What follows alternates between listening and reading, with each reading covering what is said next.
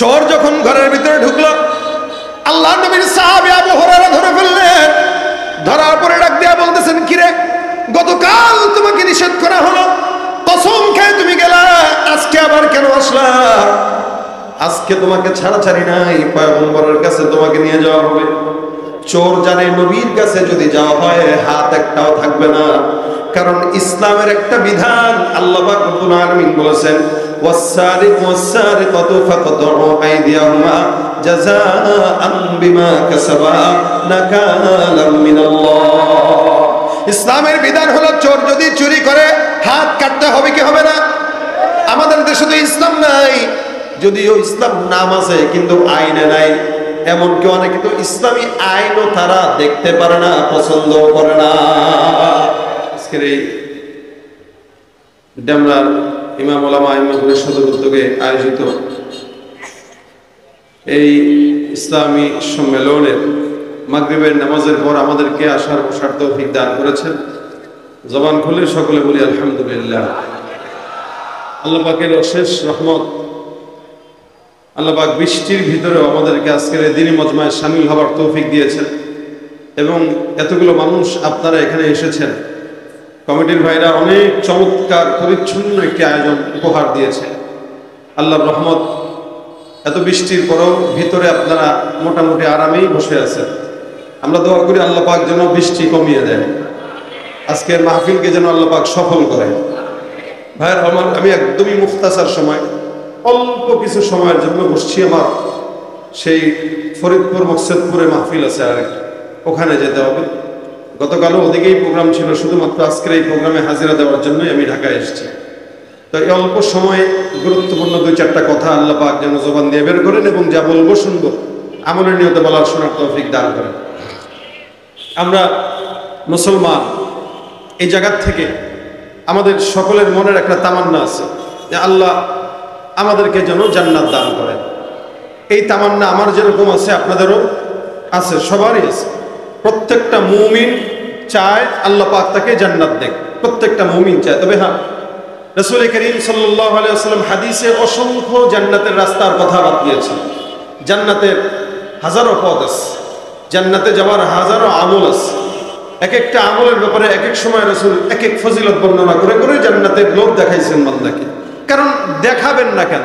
আল্লাহ তো জান্নাতটা আমাদের জন্যই বানিয়েছেন, কথা ঠিক না? জান্নাত কাদের জন্য? আমাদের জন্য। ইনসান আল্লাহ পাক বানিয়েছেন, মানুষকে শ্রেষ্ঠ বানিয়েছেন। মানুষ তার কর্মদেশে জান্নাত হারায়, কর্মদোষে জান্নাত হারায়, কিন্তু এই জান্নাতটা ইনসানের জন্যই, মুত্তাকিদের জন্য, ইমানদারদের জন্য, মুসলমানের জন্য।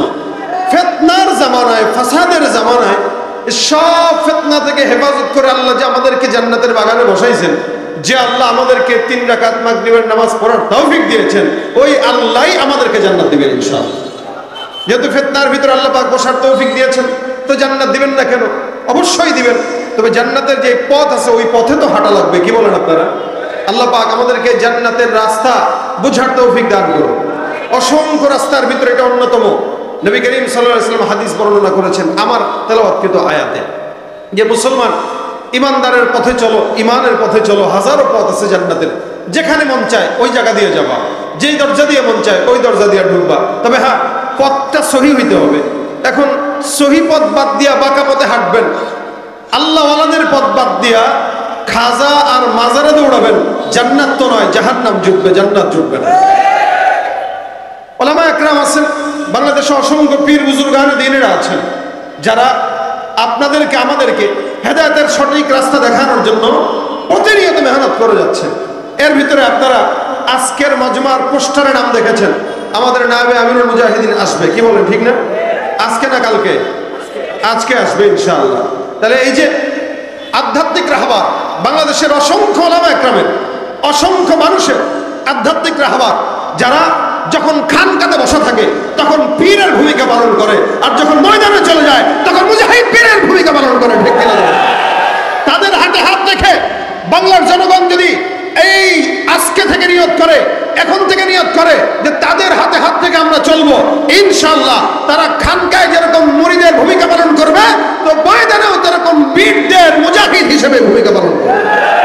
লড়াইয়ের যেতে তোমাকে হবে, প্রয়োজনে সব রক্তটুকু জমিনেই ঢেলে দেবে। লড়াইয়ের ওই ময়দানেতে যেতে তোমাকে হবে, প্রয়োজনে সব রক্তটুকু জমিনেই ঢেলে দেবে। তবুও তোমায় লড়তেই হবে, মানিবে না পরাজয়। তবুও তোমায় লড়তেই হবে, মানিবে না পরাজয়। বিপ্লব মানে জীবন দেয়া, বসে থাকা নয়, সে কোনদিন আসবে না রে, করো যদি ভয়। গাইতে পারবেন আমার সাথে? বিপ্লব মানে জীবন দেয়া, বসে থাকা নয়, সে কোনদিন আসবে না রে, করো যদি ভয়। ধর্মকে আজ পুঁজি করিয়া গাল ভরা বলে দিয়ে, কত যে সুফি খুশিতে মাতাল হাদিয়াত হবে। ধর্মকে আজ পুঁজি করিয়া গাল ভরা বলে দিয়ে, কত যে সুফি খুশিতে মাতাল হাদিয়াত হবে। ভণ্ডামির ওই শিকড় তুলে সত্যের আলো জয়, ভণ্ডামির ওই শিকড় তুলে সত্যের আলো জয়। বিপ্লব মানে জীবন দেয়া, বসে থাকা নয়, সে কোনদিন আসবে না রে, করো যদি ভয়। বিপ্লব মানে জীবন দেয়া, বসে থাকা নয়, সে কোনদিন আসবে না রে, করো যদি ভয়। ভয় করবো কাকে? আল্লাহর ভয় বান্দাকে জান্নাতে ঢুকায়। কোথায় ঢুকায়? আল্লাহর ভয় বান্দাকে জান্নাতে ঢুকায়। আলহামদুলিল্লাহ, আমরা এমন ওলামা একরামদের পিছনে আছি যাদের দিলে আল্লাহর ভয় আছে। কথা বলেন না কেন? যাদের দিলে কার ভয় আছে? যারা অতীতেও কাউকে ভয় পায় নাই, এখনো কাউকে ভয় পায় না, ভবিষ্যতেও কাউকে ভয় পাবে না, এবং বাতিলের সামনে আপোষ করবে না। কথা কি ক্লিয়ার? কথা ঠিক কিনা বলেন? আলে হক ওলামা একরামদের এটাই দরকার। ওলামা একরাম কথা বলবে তো আল্লাহর জন্য কথা বলবে। ওলামা একরাম কারো সঙ্গে মিট করবে তো আল্লাহর জন্য মিট করবে। ওলামা একরাম কারো সঙ্গে শত্রুতা করবে তো আদাওয়াতি করবে আল্লাহর জন্য। অর্থাৎ আপনার আমার যা কাজ হয়, আল হুব্বু ফিল্লাহ ওয়াল বুগদু ফিল্লাহ, দুনিয়ার সব কিছু কারো জন্য নয়, একমাত্র আল্লাহ পাক তার জন্য কবুল করুন। যদি তার জন্য নিজেকে সঁপে দেয়, আল্লাহর জান্নাত আমাদের জন্য উপস্থিত হয়ে দরজা খুলে ডাকবে। জান্নাত দরজা খুলে ডাকবে। তো জান্নাতের হাজারো পথের মধ্যে এটা অন্যতম পথ। নবী করিম সাল্লাল্লাহু আলাইহি ওয়াসাল্লাম বাতলে দিয়েছেন। আমি ছোট্ট একটা আয়াতে কারিমার অংশ বিশেষ তেলাওয়াত করেছি। যারা পারেন, জানেন, তারা জানতে পারবেন, বলতে পারবেন যে আমি যে আয়াতে কারিমাটা তেলাওয়াত করেছি এটা কি? আয়াতুল কুরসি। কি? আয়াতুল কুরসি। এটা পারে না এরকম লোক খুব কম, আবার পারে না এরকম লোকের সংখ্যা অনেক বেশি। কেন বললাম? যারা নামাজ কালাম পড়ে, ইসলামের সঙ্গে সম্পর্ক আছে, এরা তো পারারই কথা। আর যাদের ইসলামের সঙ্গে ন্যূনতম সম্পর্ক নাই, এদের তো পারার কথাই না। যদি না পারে তাহলে কপাল পোড়া, জান্নাতের পদবন্ধ। আল্লাহ পাক রব্বুল আলামিন এই আয়াতকে দামি বানিয়েছেন। এই জন্য রাসূল সাল্লাল্লাহু আলাইহি সাল্লাম বলেন, জান্নাতে যাওয়ার হাজারো পথের মধ্যে অন্যতম পথ হলো এটা। মান ক্বারা আয়াতুল কুরসি ফি দুবুরি কুল্লি সালাতিন মাকতুবা লাম ইয়ামনাহু মিন দুখুলিল জান্নাতি ইল্লা আইয়ামুত। দেখেন, এই যে কোনাপাড়া আসার রাস্তা অনেকগুলো আছে। কেউ যদি ঢাকা থেকে আসে, বনশ্রী দিয়ে, রামপুরা দিয়ে ঘুরেও আসতে পারবে। কেউ চাইলে যাত্রাবাড়ি ফ্লাইওভার দিয়ে এই কাজটা দিয়েও আসতে পারবে। কেউ চাইলে শনি যাত্রা দিয়ে ঘুরেও আসতে পারবে। কেউ চাইলে চিটাগাং রোড দিয়ে, বেউন্ডা দিয়ে ঘুরে আসতে পারবে। অর্থাৎ এই কোনাপাড়া আসতে গেলে রাস্তা একটা না, একাধিক। এখন এপাশের লোক যারা, তারা যদি এদিক দিয়ে আসে একটু আসতে পারবে আগে, আর যদি ঘুরা ব্রিজ দিয়ে আসে একটু দেরি হবে। কি ঠিক না? তাহলে রাস্তা সহজ যদি হয়, ঢুকতেও সহজ, একটু ঘোরানো হইলে ঢুকতেও কঠিন। নবী বলেন, কেউ যদি 5 ওয়াক্ত নামাজের পর 5 ওয়াক্ত নামাজের পর আয়াতুল কুরসি তেলাওয়াত করে, 5 ওয়াক্ত নামাজের পর ফজর, যোহর, আসর, মাগরিব, এশার পরে আয়াতুল কুরসি পুরাটা তেলাওয়াত করে, ওই ব্যক্তি জীবন এবং মৃত্যু এই দুইটার মাঝখানে, জীবন এবং জান্নাত এই দুইটার মাঝখানে তাকে কেউ বাধা দিতে পারবে না, একমাত্র মরণ ছাড়া। অর্থাৎ দুনিয়াতে আছে, মৃত্যুর পর্দা ছিঁড়ে যাবে তো আল্লাহ পাক সোজা তাকে জান্নাতে ঢুকায় দিবেন। দেখেন, লাম ইয়ামনাহু মিন দুখুলিল জান্নাতি ইল্লা আইয়ামুত। অর্থাৎ মৃত্যু ছাড়া জান্নাতে ঢুকাইতে তাকে বাধা দিতে পারবে না কেউ। সুবহানাল্লাহ। দেখেন, এটা অনেক বড় ফজিলতপূর্ণ একটি আয়াতে কারিমা। শুধু তাই না, কেউ যদি আয়াতুল কুরসি পড়ে, আল্লাহ পাক দুনিয়ার যাবতীয় বিপদ, আপদ, বালা মুসিবত সব দূর করে দিবেন। সুবহানাল্লাহ। শুধু তাই না, কেউ আয়াতুল কুরসি সকালবেলা পড়বে, রাত পর্যন্ত আল্লাহ ওই বান্দার নিজের জিম্মাদারি নিয়ে নেবেন। সকালে কেউ পড়বে, রাত পর্যন্ত জিম্মাদারি কার হাতে? আল্লাহর হাতে। রাতে পড়বে, সকাল পর্যন্ত জিম্মাদারি কার হাতে? আল্লাহর হাতে। জোরে বলেন সুবহানাল্লাহ। এই জন্য নবী করিম সাল্লাল্লাহু আলাইহি ওয়াসাল্লাম আয়াতুল কুরসির গুরুত্ব বর্ণনা করেছেন। পড়ো, 5 ওয়াক্ত নামাজের পরে আল্লাহ পাক জান্নাতের রাস্তা সহজ করে দিবে। ভাই আমার, শুধু তাই না, আপনার সন্তান যদি অসুস্থ হয়, জিন্নাতের আসর পড়ছে বা অন্য কোনো মুসিবতে আছেন, ঘরের সম্পদ রাখছেন, এগুলোর হেফাজতের জন্য যদি চান আয়াতুল কুরসি পড়েন। হেফাজত করবেন কে? আল্লাহ। হযরত আবু হুরায়রা থেকে বর্ণিত হাদিস আসছে, ওনার ঘটনা একটা। নবী করিম সাল্লাল্লাহু আলাইহি ওয়াসাল্লাম একবার ওনার কাছে, আওয়াজ কি বোঝা যাচ্ছে? রাসূল সাল্লাল্লাহু আলাইহি ওয়াসাল্লাম একবার আবু হুরায়রার কাছে কিছু গনিমতের মাল, যাকাতের মাল আমানত হিসেবে রাখতে দিয়েছেন। আবু হুরায়রাকে বলে সবচাইতে হাদিস বর্ণনা অধিক যে করেছেন তিনি আবু হুরায়রা, যিনি হাদিসের জন্য, ইলমের জন্য, দ্বীনের জন্য মসজিদ নববীর গেটে পড়ে থাকতেন, ক্ষুধার যন্ত্রণায় কাতরাইতেন। মানুষ মনে করতে মনে হয় মির্গি বেরাম ধরেছে, কিন্তু না না, ক্ষুধার যন্ত্রণায় কাতরাইতেন। এত পরিমাণে ইলম পিপাসু ছিলেন এই আবু হুরায়রা রাদিয়াল্লাহু তাআলা। ওনার কাছে আমানত দিয়েছেন যাকাতের মাল। আবু হুরায়রা বলে, আমি যাকাতের মাল পাহারা দিতেছি, হুট করে ঘরের ভিতরে একটা চোর ঢুকলো যাকাতের মাল থেকে চুরি করার জন্য। আবু হুরায়রা বলে, চোরটা যখন ঘরের মধ্যে ঢুকলো আমি তাকে ধরলাম। দেখবেন সাধারণত চোরদের একটা স্বভাব, এরা যখন চুরি করে, যদি চুরি ধরা খেয়ে যায় তখন ওয়াদা করে আর জিন্দেগিতে চুরি করবে না। এটা চোরদের কমন একটা স্বভাব হয়ে থাকে। ও ধরা খাওয়ার পরে বলে আর জিন্দেগিতে চুরি করবে না, এটাই শেষ, এটাই প্রথম। আবু হুরায়রা রাদিয়াল্লাহু তাআলা আনহু চোরকে যখন ধরলেন, চোর একই কথা বলল যে হুজুর আর জিন্দেগিতে আমি চুরি করব না। আজকে চুরি করার পিছনে কারণ আমার ঘরের ভিতরে সন্তান অসুস্থ, না খাইতে অভাবের তাড়না, আমার বিবি অসুস্থ, আমার মা অসুস্থ, সন্তান অসুস্থ। এমন অভাবের জন্য যার কারণে আমার চুরি করা আদত না, কিন্তু এরপরও আমি চলে আসছি কিছু মাল আপনার থেকে গ্রহণ করার জন্য। দয়া করে আমাকে আপনি ছেড়ে দেন, আর জিন্দেগিতে চুরি করব না। আবু হুরায়রা রাদিয়াল্লাহু তাআলা চোরকে মায়া লাগলো, আল্লাহর কসম যেহেতু খাইলো, ছেড়ে দিলেন। সকালবেলা মসজিদে নববীতে যখন আবু হুরায়রা যায়, মসজিদে নববী থেকে যাওয়ার পর আল্লাহর নবী সাল্লাল্লাহু আলাইহি ওয়াসাল্লাম বর্ণনা করেন, হে আবু হুরায়রা, গতকাল রাতে তোমার কাছে ঘরের ভিতরে যে চোর আসছিল চুরি করার জন্য, এই চোরটা কোথায়? ছেড়ে দিয়েছো নাকি ঘরের মধ্যে আটকে রাখছো? আচ্ছা বলেন তো, গত রাতে যে চুরি করার জন্য চোর গিয়েছিল, এটা কি আল্লাহ রাসূল দেখার কথা নেই? না, নবীর জায়গায় আবু হুরায়রার জায়গায় কেউ দেখে নাই। এরপরও আল্লাহর নবী কেমনে জানলেন? বলে আল্লাহ পাক রব্বুল আলামিন পয়গম্বরকে জানিয়ে দিয়েছেন। আল্লাহর নবী সাল্লাল্লাহু আলাইহি ওয়াসাল্লাম ডাক দিয়ে বলে, আবু হুরায়রা, চোরটা কোথায়? আবু হুরায়রা বলে, ইয়া রাসূলুল্লাহ, গতকাল রাতে আমার ঘরে চোর আসছিল, আমি তাকে ছেড়ে দিয়েছি। তার জন্য মায়া লাগলো, কারণ তার ঘরের ভিতরে সন্তান না খাওয়া, বিবি না খাওয়া, কেউ না খায় নাই। নবী মায়া লাগছে, মায়ার জায়গা থেকে তাকে আমি বিদায় করে দিয়েছি। নবী ডাক দিয়া বলে, আবু হুরায়রা, যদিও তার জন্য তোমার মায়া লাগছে, কিন্তু আমি রাসূল বললাম আজকে রাত্রেও চোর আবার তোমার ঘরে চুরি করতে আসবে। আবু হুরায়রা রাদিয়াল্লাহু তাআলা আনহু বলেন, ইয়া রাসূলুল্লাহ, আজকে রাতে যদি চুরি করার জন্য আসে, আর কোনো ছাড়াছাড়ি নাই, স্বয়ং আমি নিজে আপনার কাছে ধরে নিয়ে আসবো। আবু হুরায়রা ঘরে চলে যায়, রাত্রিবেলা পাহারা দিতেছে, চোরকে চুরি করবে, আসলেই ধরবে। সময় অতিবাহিত হয়, যখন নাকি রাতটা যাবে ভাব, আবার তাকায় দেখে চোর মশাই আবু হুরায়রার ঘরের মধ্যে চুরি করার জন্য ঢুকে গেল। চোর যখন ঘরের ভিতরে ঢুকলো, আল্লাহর নবীর সাহাবী আবু হুরায়রা ধরে ফেললেন। ধরার পরে ডাক দিয়া বলতেছেন, কিরে, গতকাল তোমাকে নিষেধ করা হলো, কসম খেয়ে তুমি গেলা, আজকে আবার কেন আসলা? আজকে তোমাকে ছাড়াছাড়ি নাই, পয়গম্বরের কাছে তোমাকে নিয়ে যাওয়া হবে। চোর জানে নবীর কাছে যদি যাওয়া হয় হাত একটাও থাকবে না, কারণ ইসলামের একটা বিধান। আল্লাহ পাক রব্বুল আলামিন বলেছেন, ওয়াস-সারিকু ওয়াস-সারিকাতু ফাকতাউ আইদিয়াহুমা জাযাআন বিমা কাসাবা নাকালাম মিনাল্লাহ।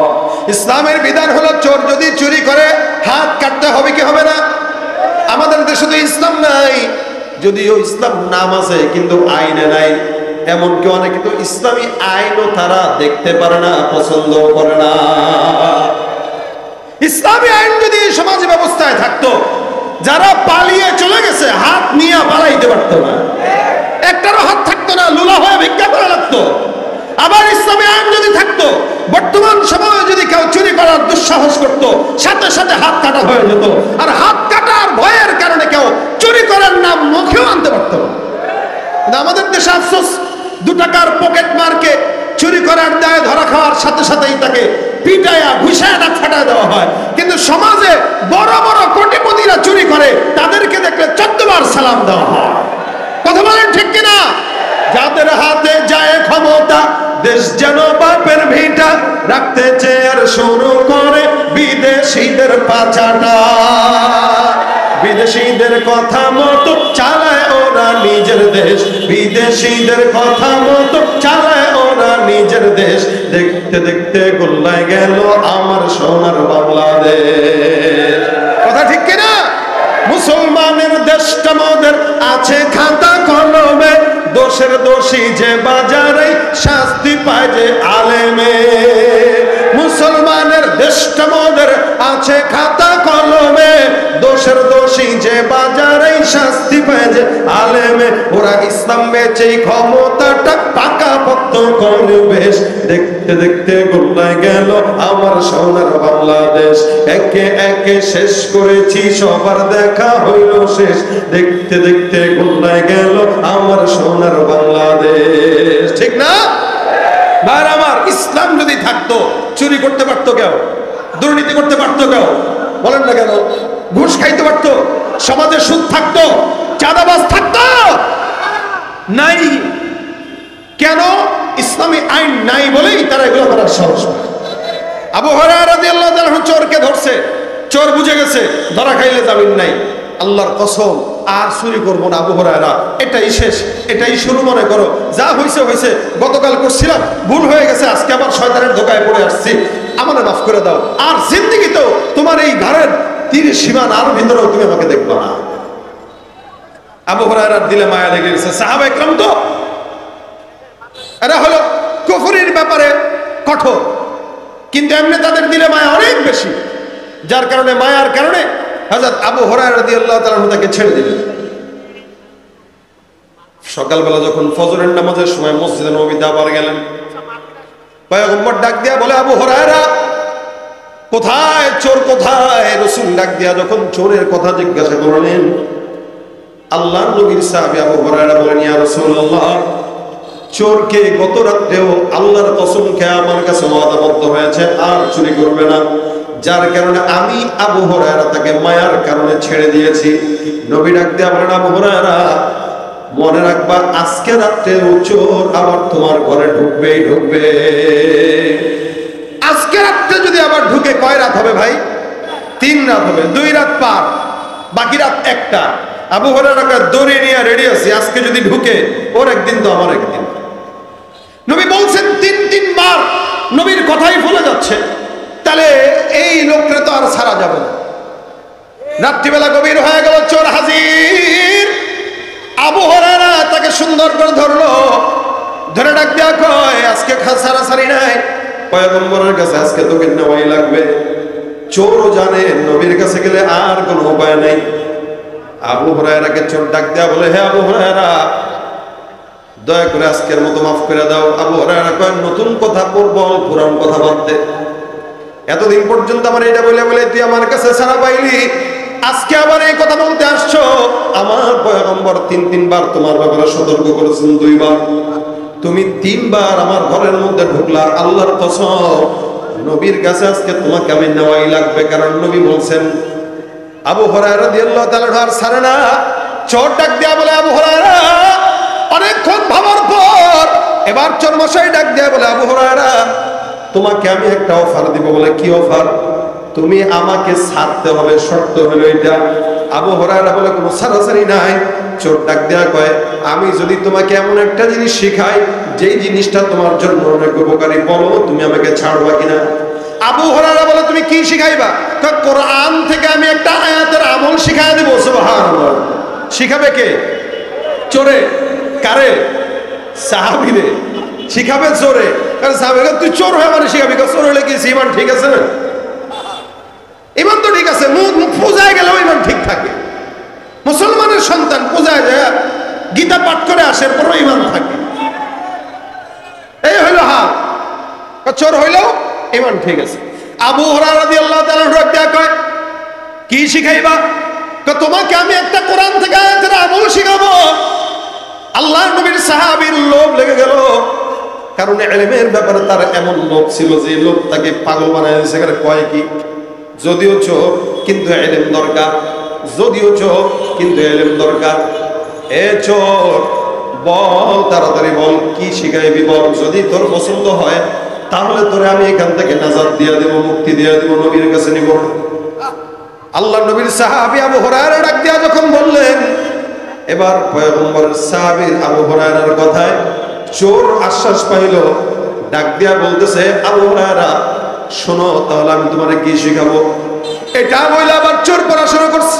বিসমিল্লাহির রহমানির রহিম, আল্লাহু লা ইলাহা ইল্লা হুয়াল হাইয়ুল কাইয়্যুম লা তাখুযুহু সিনাতুন ওয়ালা নাওম লাহু মা ফিস সামাওয়াতি ওয়া মা ফিল আরদ মান যাল্লাযী ইয়াশফাউ ইনদাহু ইল্লা বিইذনি يعلم ما بين أيديهم وما خلفهم ولا يحيطون بشيء من علمه إلا بما شاء وسع كرسيه السماوات والأرض ولا يؤوده حفظهما وهو العلي العظيم الله أكبر الله أكبر চোরে পড়তেছে চোরে আমাদের দেশের চোরে বোম মারেন তো সূরা ফাতিহা পড়েনি নামাজের কাছেও তো যায় না চোর এবার পুরো আয়াতটা পড়ে ফেললেন ডাক দিয়া বলা আবু হুরায়রা এই আয়াতটা আমি তেলাওয়াত করলাম এই আয়াতের উপরে কেউ যদি সকালবেলা আমল করে বুঝেন এই আয়াতটা যদি কেউ সকালবেলা তেলাওয়াত করে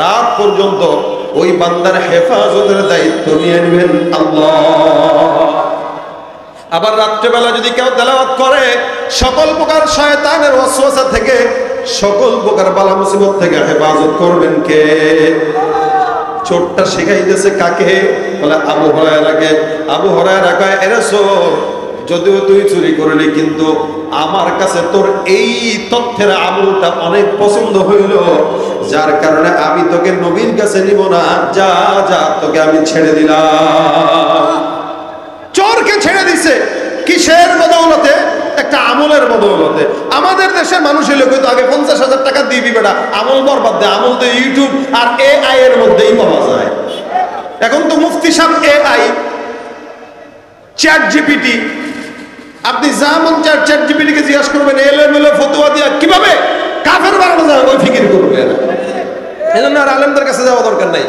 জেলে গুনাহ নাকি জেলে গুনাহ আবু হুরায়রা রাদিয়াল্লাহু তাআলা ছেড়ে দিলেন সকালবেলা ফজরের নামাজের সময় মসজিদে নববীতে গেলেন নবী ডাক দিয়া আবু হুরায়রা চোর কোথায় আবু হুরায়রা বলে হুজুর কাহিনী তো ঘটছে অনেক বলে কি কাহিনী এই এই এই এই এই এই আমলের বদৌলতে চোরকে আমি ছেড়ে দিলাম নবী ডাক দিয়া বলে নিশ্চয়ই চোর সত্য বলেছে তবে আবু হুরায়রা তুমি জানো ওটা কে ছিল আবু হুরায়রা বলে না না আল্লাহ নবী বলেন যাকা শাইতান তোমার কাছে এই 3 রাত পর পর যিনি আসছে সে আসলে মানুষ নয় সেটা হলো ইবলিস শয়তান শয়তানের বেশে তোমার কাছে এই চোরটা আসছে তোমার সম্পদ থেকে বরকত নষ্ট করার জন্য কিন্তু আলহামদুলিল্লাহ তুমি সাহাবী হওয়ার কারণে তোমার সাথে পেরে উঠে নাই ও পলাইতে বাধ্য হয়েছে এবং সে যেটা শুনাইছে যেটা শিখাইছে এটা বাস্তব এবং সত্য কেউ যদি রাত্রেবেলা